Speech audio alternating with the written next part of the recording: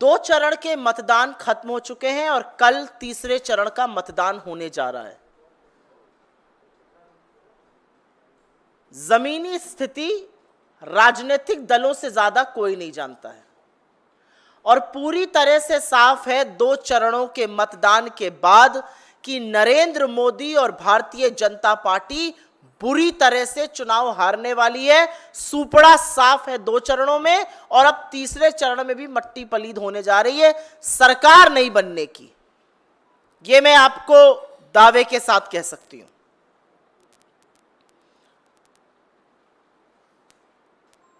तो असलियत यह है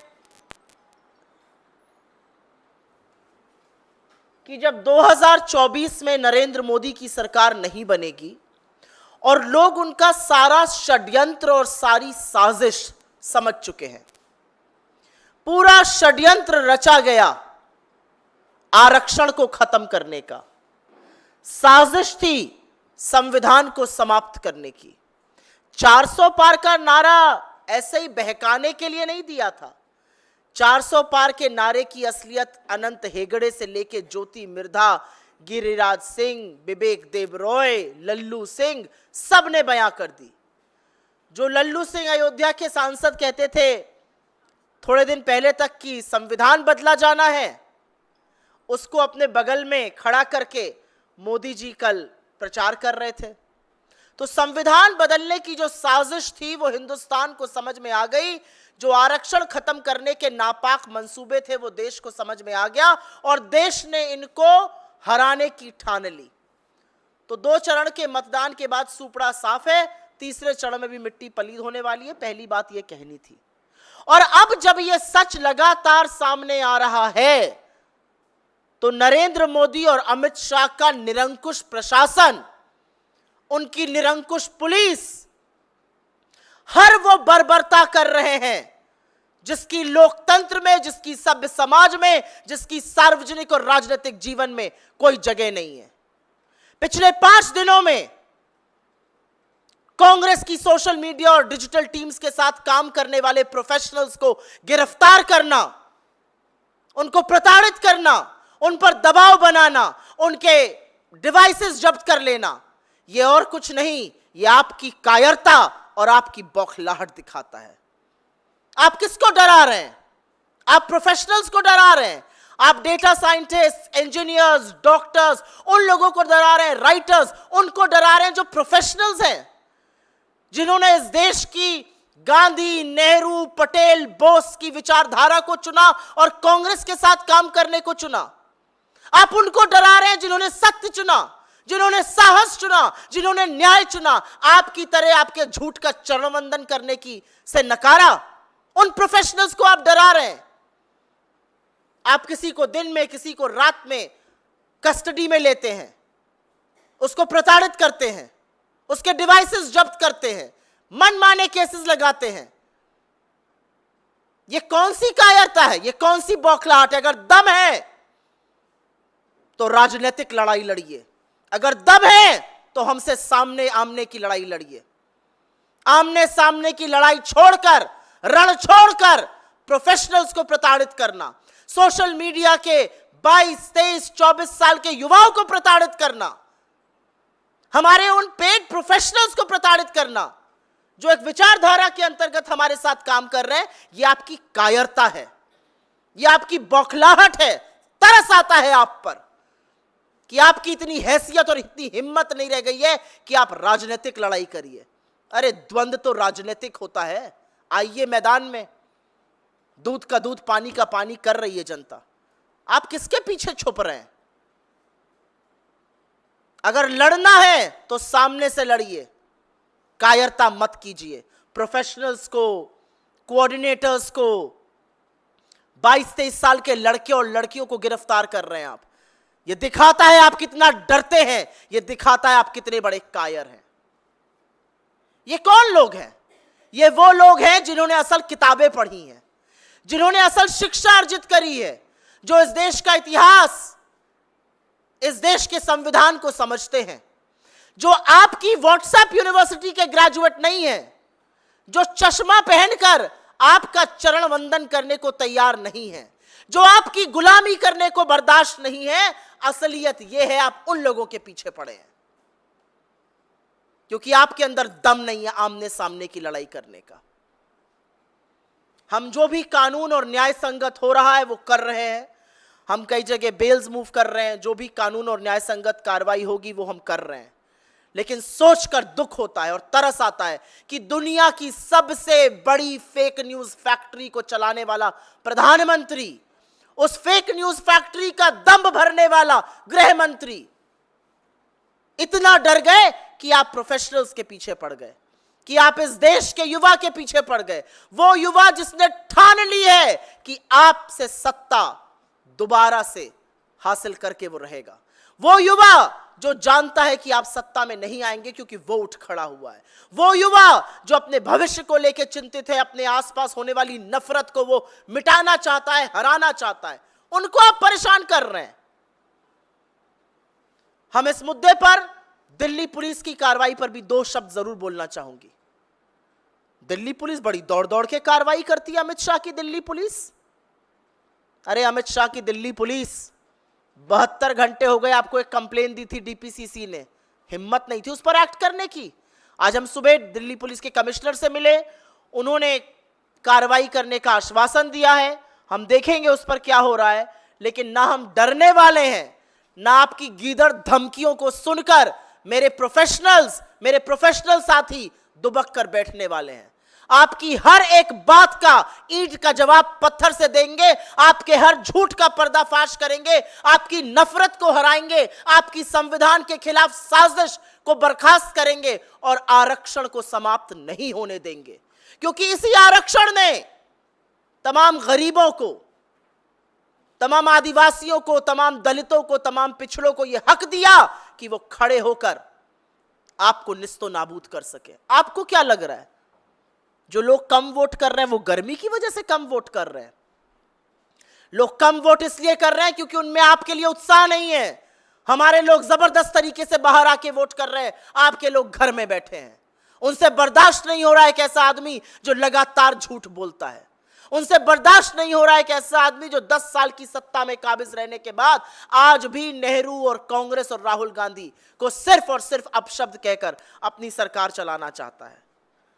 इसलिए जरूरी है कि जिन लोगों को चुप्पी बर्दाश्त नहीं है, जो सत्य और साहस के साथ खड़े हैं, उनके खिलाफ आप अपनी घिनौनी गंदी साजिश बंद कर दीजिए। और मैं अमित शाह की आंख में आंख डालकर कहने को यह तैयार हूं कि ना आपकी दिल्ली पुलिस से डरते हैं, ना आपसे डरते हैं। आपके हर झूठ का पर्दाफाश करके रहेंगे, आपकी फेक न्यूज फैक्ट्री को बर्बाद करके रखेंगे, आपको फेक न्यूज नहीं फैलाने देंगे।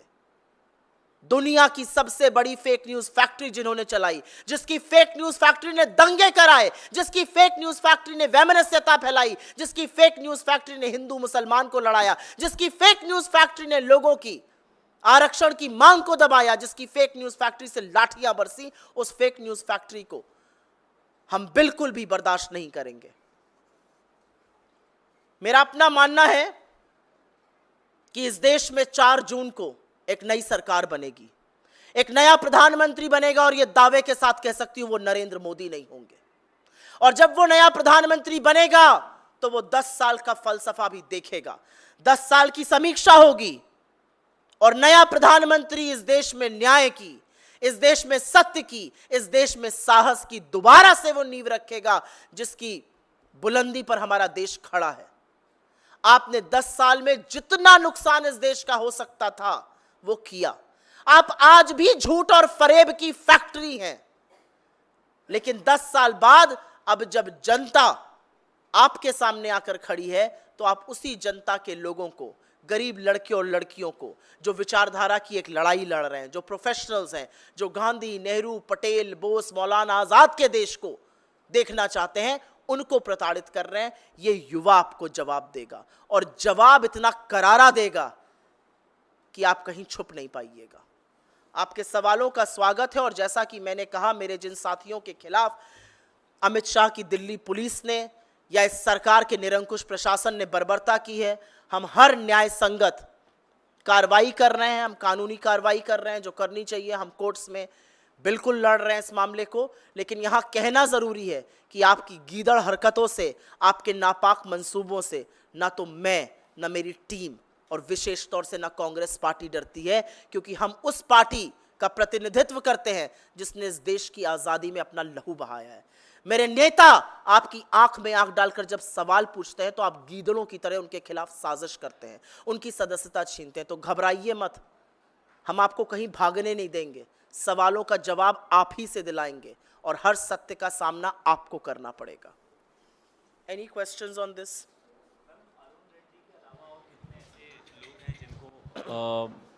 अरेस्ट किया गया है या फिर डिटेन किया गया है?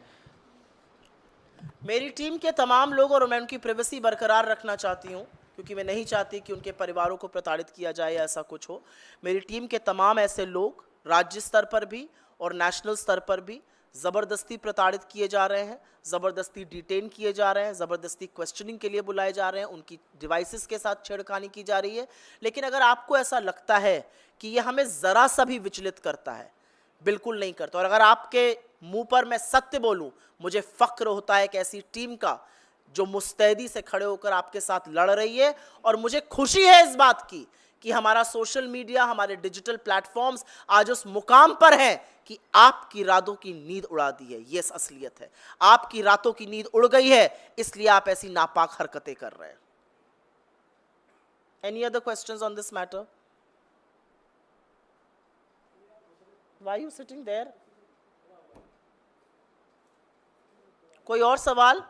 जी, आप वहां क्यों बैठे? When did you come? Supriya जी, तो कि आपने दावा किया कि 2 फेज में ये सरकार हार चुकी है, तीसरे फेज का चुनाव होने वाला है।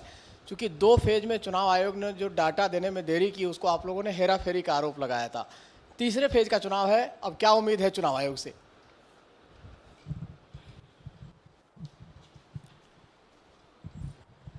सोच रही हूं किस तरह से निष्पक्ष चुनाव आयोग को निष्पक्ष कहा जाए, इसलिए आपका जवाब देने में वक्त लगा। निष्पक्षता का भ्रम तो रहने दो। आज न्यूज़पेपर के एड्स आए हैं, उन एड्स को आप देख लीजिए। सभ्य समाज में, लोकतंत्र में, जहां पे संविधान जीवित है, आपका सिर शर्म से झुक जाएगा। क्या कर रहा है चुनाव आयोग इस बारे में? हमारे लोगों ने कल महाराष्ट्र में इसके खिलाफ चुनाव आयोग के सामने अपना केस रखा। बद्दे, गंदे, घिनौने, वैमनस्यता, नफरत फैलाने वाले, कम्युनल डिसहार्मनी फैलाने वाले वीडियो कर्नाटक बीजेपी चला रही है। क्या कर रहा है चुनाव आयोग? राहुल गांधी जी के वीडियोस की काट छाट करके उसमें से SC, ST, OBC, सामान्य गरीब वर्ग को काट कर सिर्फ माइनॉरिटीज को छोड़कर वो वीडियो चलाए जा रहे हैं। क्या कर रहा है चुनाव आयोग? चुनाव आयोग 1 महीने तक कुछ नहीं कर पाया, जब दिल्ली शहर में बड़ी बड़ी होर्डिंग्स लगी थी जिसको चुनाव आयोग ने स्वीकृति नहीं दी थी। तो मैं तो चाहती हूं कि इस देश के लोकतंत्र के लिए एक निष्पक्ष चुनाव आयोग का निष्पक्ष रहना जरूरी है। निष्पक्षता कायम रहे और निष्पक्षता का थोड़ा सा भ्रम रहे तो अच्छा रहेगा।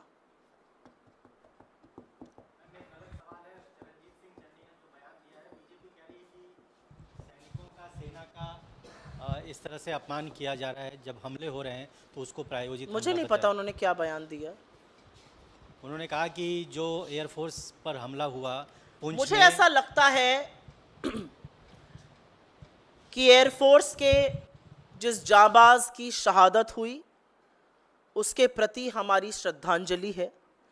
जो लोग घायल हुए उनके प्रति, उनके परिवारों के प्रति हमारी संवेदनाएं हैं, वो हमारी प्रार्थना का हिस्सा है। मुझे लगता है आतंकवाद पर पूरा देश एकजुट होकर खड़ा है। आतंकवाद के खिलाफ हिंदुस्तान एक है। आतंकवाद और हिंसा कायर करते हैं। मैं चाह रही थी कि इस देश के प्रधानमंत्री, जिन्होंने 2020 से जब जब कश्मीर में हमारे जांबाजों की शहादत हुई संवेदना और श्रद्धांजलि का एक शब्द नहीं बोला, वो शायद अब बोलेंगे। 3 दिन बीत गए हैं, नरेंद्र मोदी और अमित शाह का एक बयान श्रद्धांजलि का और संवेदना का उस जांबाज के लिए नहीं आया है। मेजर, DSP, कर्नल रैंक के ऑफिसर्स शहीद हुए हैं कश्मीर में। एक शब्द श्रद्धांजलि और संवेदना का नहीं आया है। 20 जांबाजों की शहादत हुई थी गलवान में, 4 साल बीत गए, यथावत स्थिति नहीं बनी। एक शब्द संवेदना और श्रद्धांजलि का नहीं आया, लेकिन कोई घुसा हुआ नहीं कहकर क्लीन चिट चीन को जरूर दे दी गई। तो मुझे ऐसा लगता है कि सैन्य बलों पर जितना कम बीजेपी बोले उतना उनके लिए अच्छा रहेगा।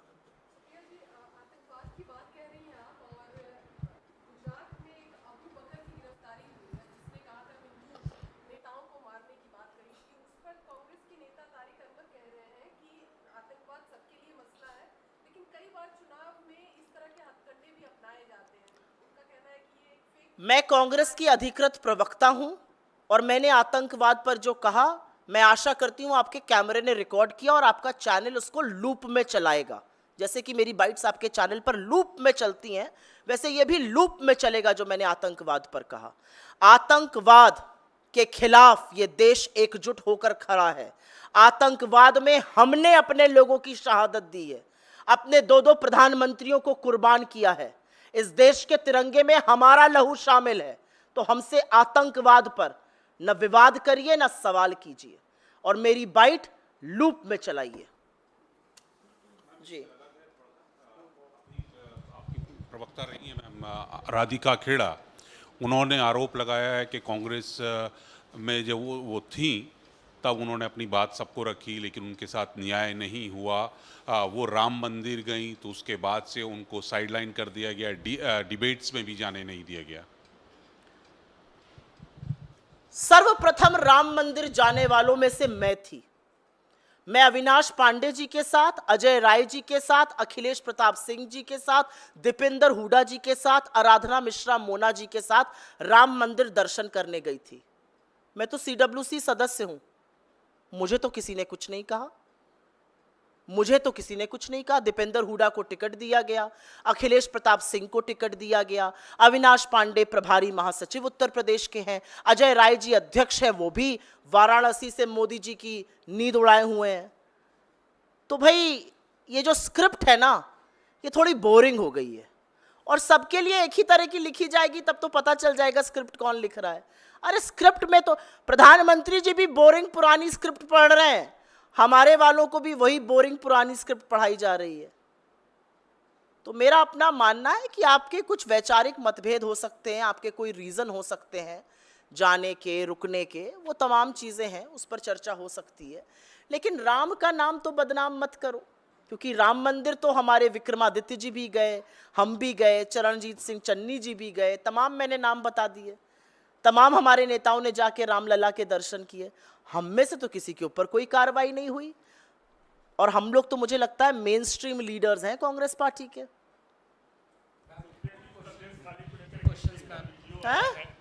संदेश खाली मामले में एक स्टिंग वीडियो है जिसमें भाजपा के एक नेता कहते हुए ये अब कह रहे हैं कि पूरे इस एपिसोड में शुभेंदु अधिकारी कहां तक कोई बलात्कार नहीं हुआ था, पैसा देकर महिलाओं से ऐसा बयान दिया। इस पूरे प्रकरण की जांच होना जरूरी है, इस पूरे प्रकरण की जांच होना जरूरी है, क्योंकि बीजेपी एक फेक न्यूज की फैक्ट्री है। उसके लीडर झूठे हैं, लगातार झूठ बोलते हैं, और अगर किसी ने ऐसा किया है तो उसने सभ्य समाज नहीं, उसने आधी आबादी के नाम पर कलंक किया है। तो उसका सच सामने आना चाहिए, तफ्तीश और प्रोब जरूर होनी चाहिए, इन्वेस्टिगेशन होना जरूरी है। कैश बरामद हुआ है, प्रधानमंत्री नरेंद्र मोदी ने उड़ीसा की रैली में बोला कि ना खाऊंगा ना खाने दूंगा। मोदी अगर 1 रुपया भेजता है तो इंश्योर करता है कि सब पहुंचे नीचे तक। प्रधानमंत्री लंबी लंबी डकार ले रहे हैं, इलेक्टोरल बॉन्ड के बाद आप खाने दूंगी की बात कर रही हैं। प्रधानमंत्री पचा नहीं पा रहे हैं जो खा गए इलेक्टोरल बॉन्ड में, बदहजमी हो गई है, इनो पी रहे हैं, डाइजीन पी रहे हैं, इलेक्टोरल बॉन्ड में पचा नहीं पा रहे हैं। आप कह रही हैं ना खाऊंगा ना खाने दूंगा। इलेक्टोरल बॉन्ड में आपने उन लोगों से चंदा लिया जिनको आपने धंधा दिया, कटमनी, आपने एक्सटॉर्शन रैकेट चलाया, सीबीआई ईडी इनकम टैक्स की रेड कराई, चंदा आया, अप्रूवर बना, मामला खत्म। आपने तो गोमांस वालों से चंदा लिया है, आपने तो बीफ कंपनी से चंदा लिया है, आपने इतना चंदा लिया है कि वो पच नहीं पा रहा है।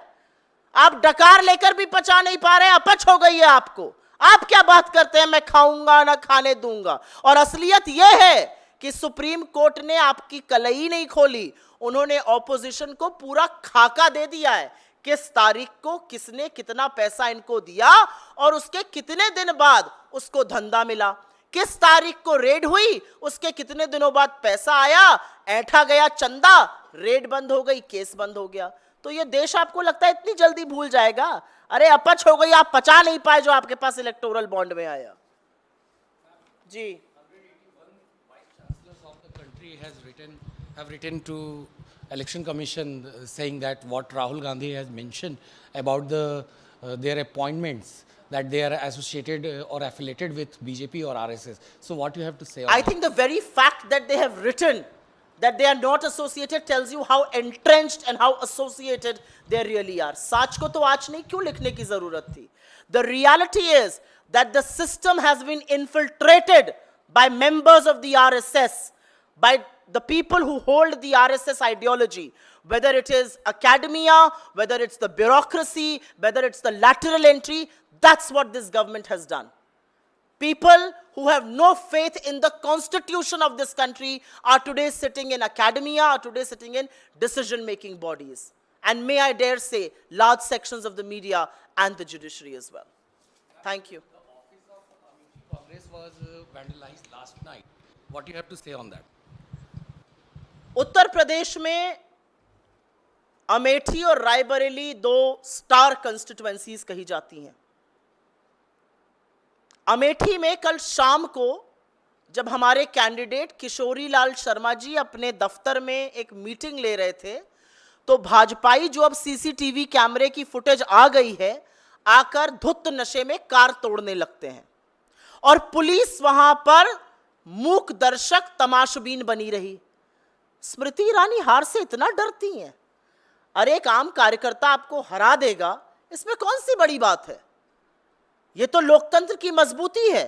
आप गुंडागर्दी कराएंगे, आप गुंडई पे उतर आएंगे, आप कारें तोड़वाएंगे। जब जनता ने मन बना लिया है कि आपको उखाड़ फेंकेगी, तो आप एक नहीं 10 और कारें तोड़वा दीजिए, जनता उखाड़ कर ही मानेगी। और अमेठी की जनता तो दीदी से एक ही सवाल पूछ रही है, 14 रुपए वाली चीनी कहां?